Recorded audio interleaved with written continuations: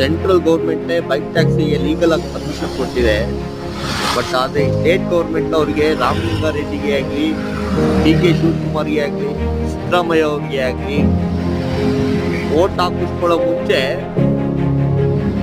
ಬಂದು ಕೈ ಕಾಲು ಹಿಡಿತಾರೆ. ಅದಾದ್ಮೇಲೆ ಇವ್ರಿಗೆ ಜನಗಳು ನೀತಿಯಿಂದ ನಿಯತ್ತಾಗಿ ದುಡ್ಕೊಂಡು ತಿನ್ನೋರ್ಗೂ ಒಂದು ಪರ್ಮಿಷನ್ ಕೊಡಕ್ ಆಗ್ತಾ ಇಲ್ಲ. ಇವರೆಲ್ಲ ಒಬ್ರು ಪೊಲಿಟಿಕಲ್ ಲೀಡರ್ಸ್ ಅಂತ ಅನ್ಸುತ್ತಾ? ಪಬ್ಲಿಕ್ ಆಲ್ಮೋಸ್ಟ್ ಸಪೋರ್ಟ್ ಮಾಡ್ತಾ ಇದೆ. ಪಬ್ಲಿಕ್ ಅಲ್ಲೇ ವುಮೆನ್ಸ್ ಸಪೋರ್ಟ್ ಮಾಡ್ತಾ ಇದೆ ಬೈಕ್ ಟ್ಯಾಕ್ಸಿ ಸೇಫ್ ಅಂತ. ಬಟ್ ಇವ್ರಿಗೆ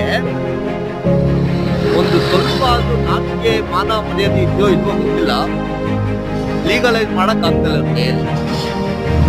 ಏನ್ ಬಂದಿದೆ ಅಂತ ಕಷ್ಟಪಟ್ಟು ದುಡಿಯೋರ್ ಹೊಟ್ಟೆ ಹೊಡಿತಾರೋ, ಹೊಟ್ಟೆ ಮೇಲೆ ಎಲ್ಲ ಒಳ್ಳೇದಾಗುತ್ತೆ.